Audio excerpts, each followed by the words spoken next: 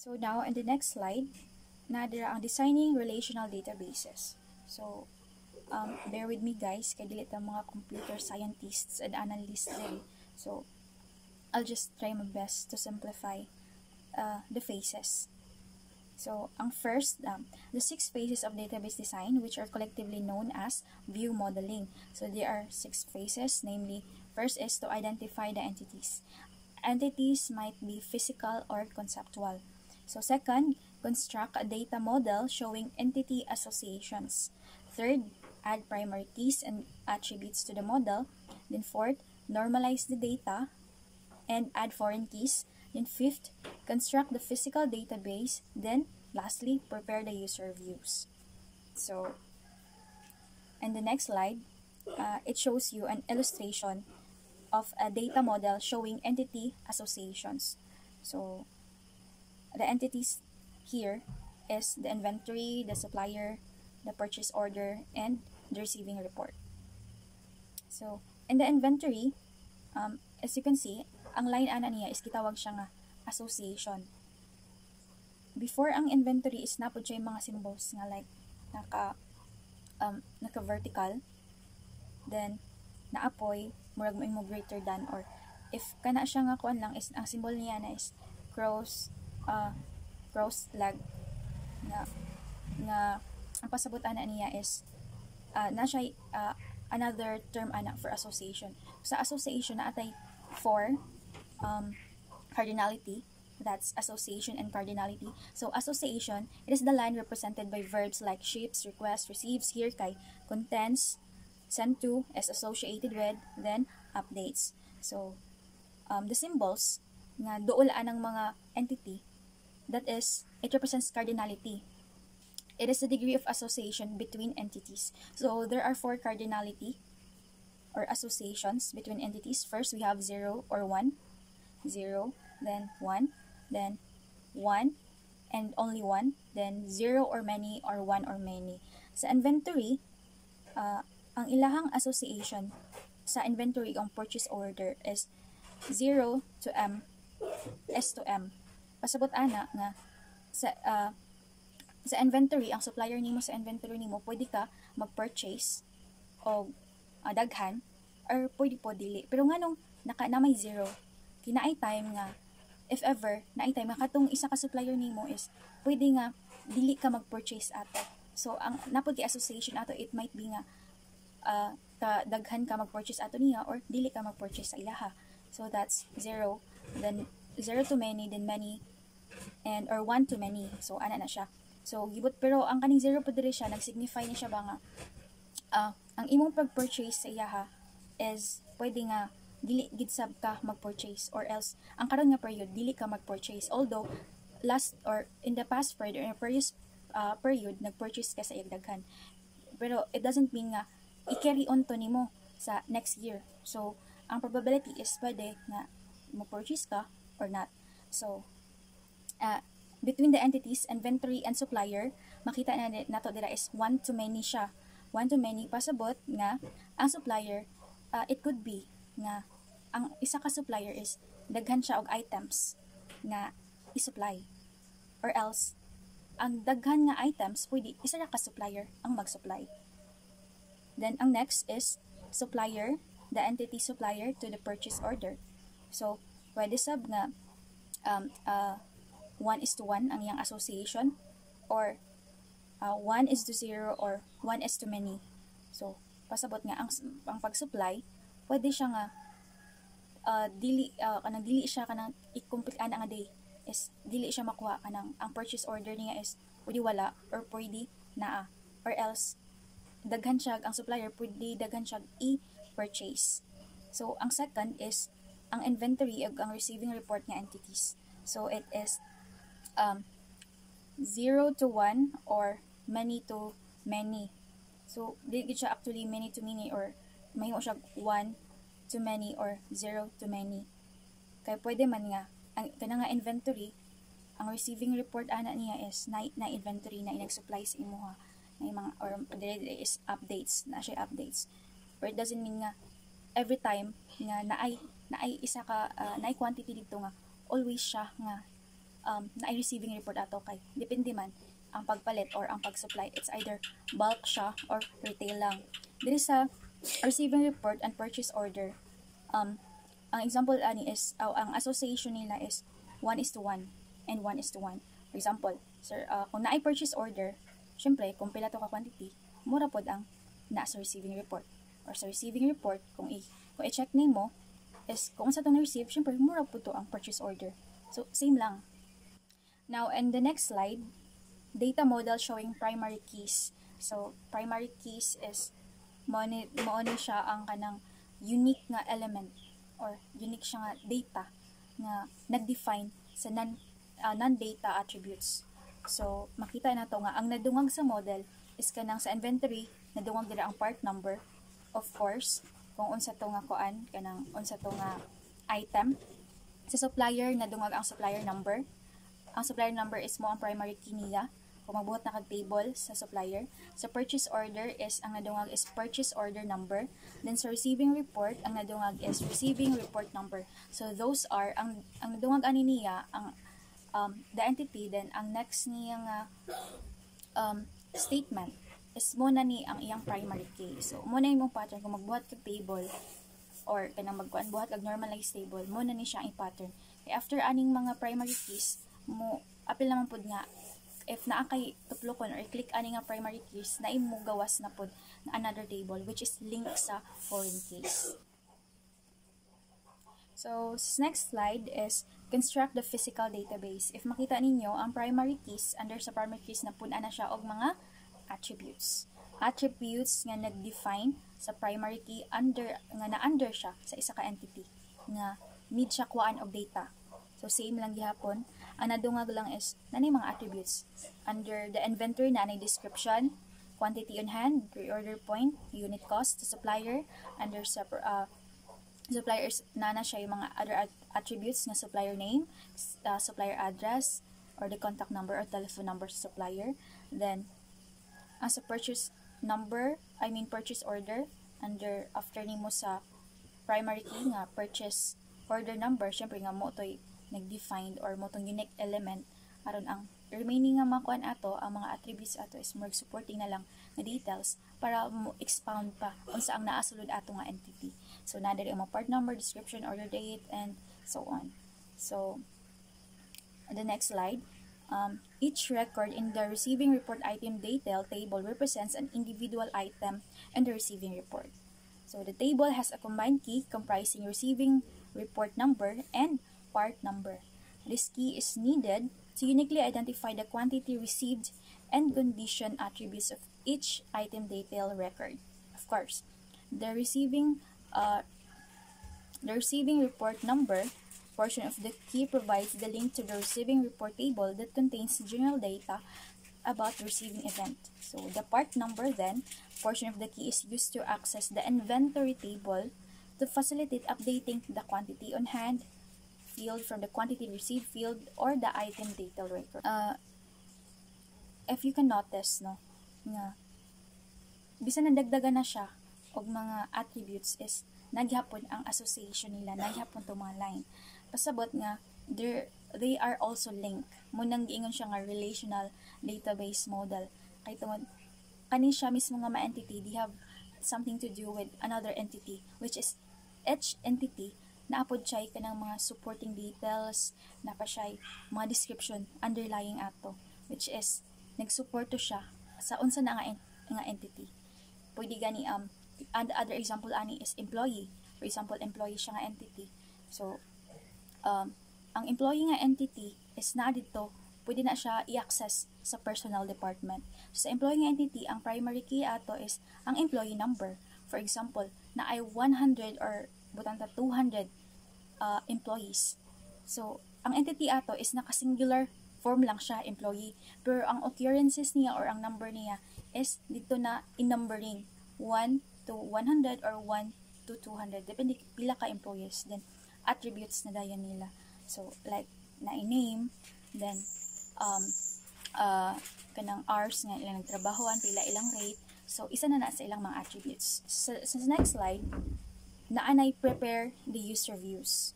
Mas nidaghan na nanay mga nadungag. So under sa inventory nadungagan na pud siya og syempre sa kinsa mag-supply atong mga inventory items. So nagdepende po na siya sa company kung kana siya is commercial or manufacturing or tig-assemble lang sila. So depende na pud na sa i-design nga table. Magdepende na siya sa organization nga or kanang unsay operation sa company, unsay operation sa business, kung unsay undergo nga mga activities sa isa ka company. So the next table is the normalized tables. So kani siya is mao na ning makita kadalasan sa isa ka database nga naaman gyud mga user ang isa ka company. Kadtong mga user is mo to mga by department, mga personal department sa mga inventory and any other nga relating sa cycles sa isa ka business. So kaning gipakita dire is sa inventory. So inventory and receiving report kaning sa normalized tables kung sa inventory siya nga entity depende na po sa user, which is expand pa na ko niya ang mga further information kung unsa ra ang pwede magamit nga ma-access other naa sa relation ma-access sa user ng mga information or data. So, sa inventory of course dili siya makita sa personal nga department kay sa inventory man ni siya. So normalized tables sa inventory is gipakita dira. Then ang kanang mga numbers nga 9, 10 nga naka-circle siya is kung naa na siya sa user view, na siya sa isa ka computer, pwede na siya i-click ang part number. Sa inventory, i-click lang ang 9. Then, mugawas na din dito. Unsa nga mga part number. Kaya kadalasan sa inventory, part number siya. Kanang, ang part number is naa siya description. For example, ang part number 1 is gasket. Kung sa mga cycle parts, ana. Or ang part number 2, na spark plug. Part number 3, ana. Na siya yung mga description or equivalent ng mga items nga ani nga part number. Kanitanan, kung i-click siya, kung naa siya sa computer, kung i-click siya is nagi mugawas nga table. Which is, katong mugawas nga table, syempre, muna to ang kanang sa entity then with their primary keys. Which is, kung natuplo ko na po yung itong primary keys niya, na po yung other table atong mugawas, connected na po siya sa isa ka table nga mas naghatag og detalye sa nauna pa nga mga table. Tawag sa naglink ato nila nga keys, that is foreign keys. Which is nanay isa ka table, napay isa ka table unya naay number didto nga nag-exist sa duha ka table mo na to ang foreign keys unya kadto pud siya katong ikaduha nga table pwede pud to napay isa ka table nga nag-support atong description sa nauna pa nga table. So now we have an idea on how to create database based on relational model. So let's proceed to the next slide. So database in a distributed environment. If we talk about distributed environment, it is the actual the business organization in which there is already the interaction or a transaction is already happening. Then the business entity, they have already the database approach with its special software, the DBMS or the database management system. Basabot ana is the distributed environment is naana ang database. So naana pud ang mga users, naana pud tong sites. Then sa distributed environment is naay interaction or pwede pud siya is ang site or ang database sa isa or ang data or transactions nga available sa isa ma-distribute to siya sa uban or makabalo pud ang uban nga site ato or uban nga user or uban nga mga employees nga nakakuan siya sa isa ka department nga tigkuan sila kanang tig-check sila sa mga transactions or maghimo sila mga reports. So kabalo ta nga if we talk about data it is the basis of kuan in doing analysis.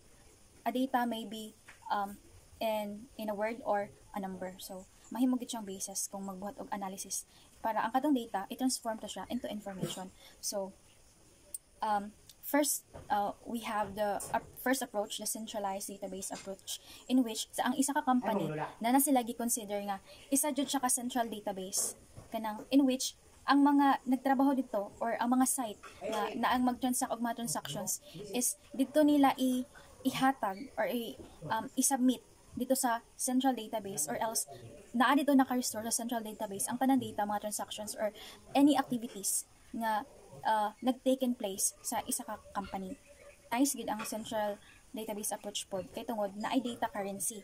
Kay syempre, if ever na transaction sa isa ka site, madungog man to diretso sa database. So, ma-update pod ang uban. But then, it is also naa siya kanang downward side. Pwede siya makakuan og database lockout in which database lockout is a software control usually that prevents multiple simultaneous access to data. So sa data currency, ang possible ato is pwede dai siya na mga mamali nga transaction. Kaya naman, ang mga sites nagdungan-dungan siya og update. So, for example, naiduha ka sites dito nag-update siya sa accounts receivable sa business organization. And ang isa ka site, nagsugod pa siya sa transaction niya. Stay pa siya, nag-send pa siya isa ka transaction. Then ang isa dahil nagdungan sila sa isa, ang site 2. Dungan sila, unya, ang sa site 2 pa yun, ang nahitabo is, kung naka-type na siya dito sa iyang transaction pod, inya, gi-read na niya dito, equivalent na niya kung pila na tong receivables. Unya, ang isa ka transaction, ang isa ka site nga nag-unang transaction is wala pa nahuman og type. Then ang ikaduha nga transaction is nag-read na siya dito. So naay mahitabo ana nga naay temporary inconsistency, no? Kung isa lang ang nag-update. Pero kung sa duha na, syempre mamali na gitong mga values kay pag equals ato ang equivalent it's either kulang or overstated siya. So the next approach is distributed database approach. In this approach, it could be distributed in two ways. First is the partition database approach, and the second is the replicated database approach. So sa partition database approach, naa siya primary user. Ang central database niya is kanang gikuan siya kanang gi-turn into segments. Pasabot gipang na siya murag gipang panghati-hati siya. Sa kung kinsa ra to ang primary user, for example sa database naman ay mga files ana ABCD or alphabetical depende sa alphabetical number depende sa company. So for example ang si site A or si site 1 ang iyaharang siya ang primary user sa file nga A o B. Si site 2 pod siya ang primary user sa C o B, ng site 3 siya ang primary user sa files nga E o F or mga records nga under ato. Nahanglan ang kwan is na siya niya mag-lockout, mag-database lockout siya. Sa database lockout, before siya humantong isa ka transaction sa isa, is kinahanglan sa niya nga i-lockout tong isa niya ka files, which is connected sa nga pwede pud i-access sa isa ka site. Ang mahitabuan na, if ever ang mga sites na ay sila mga records nga kinahanglan sa isa ka site, unya nag-lockout to nila, kay tungod na pud sila transactions nga ipaabot, ang mahitabuan na is pwede nagdungan nga mag-lockout sila. So, muna na gitawag nato nga deadlock, that is deadlock phenomenon. Nag-deadlock ang tanan nga mga files. So, unsa na yung mahitabuan na walay transactions nga mahuman o process. Ay tungod ang isa kang transaction na kinahanglan man siya sa file sa isa kang transaction para mahuman siya ang iyang process. So, ang solution ana is gitawag nga deadlock resolution, in which kinahanglan gyud na i-sacrifice nga transaction. Nga kinahanglan na transaction nga i-stop na lang. Kay para katong isa ka transaction is mo to'y mahuman, labi ng katong transaction is mas importante gito, or else katong transaction is hapit na siya mahuman sa pag-process, 90% hapit na siya mahuman para makumpleto. So masacrifice gitong na pa sa 10%, 15%, depende na sa unsay kuan sa company. Kay naman pud yung mga processes nga dili kay pa siya importante, di pa siya apil atong sa mga ad hoc reports. So pwede nga kadto na lang sa nga mga files ang i-eliminate or i-stop ang process para mapaday itong isa ka files nga ma-process siya. So, ang next is ang replicated databases. This is effective in companies in which there exists a high degree of data sharing but no primary user. So, from the word replicated, so, ang data ana niya is naay sites, pero dili pwede nga daghan gid na siya sites nga magamitan ang data, dapat gamay ra, kay para dili pud magka-problema sa data storage. Kay i-replicate man, kay kung unsa ang data nga naa sa isa ka site, muputong sa isa ka site. Muputong sa isa ka site. So, kinahanglan ni siya, or effective daw ni siya, if ever, na ay high data sharing, pero walay primary user. Siyempre, dili man makuan ang ilang mga transactions ato kay, pwede raman, diretso ra sila, mukuan atong available sa ilahang nga kuan, nga record kay, tanan man sila na available. Pero, ang kalisod ani is ang pag-update na pod. Ang pag-update, labi na kinahanglan og data currency.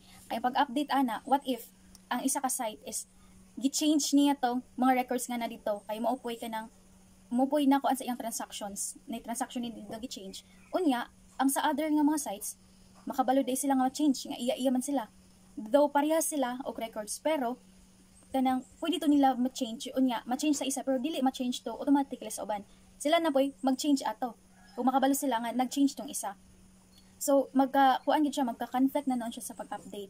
So mao na ma-delay, which is isa na siya ka factor, ang delay ra ba isa siya ka factor nga, isa siya ka hindrance para na integrity ang mga data or information nga makuha ato nga gamiton sa pag-analyze. So muna isa ka downward nga kuan niya, kana downward effect niya.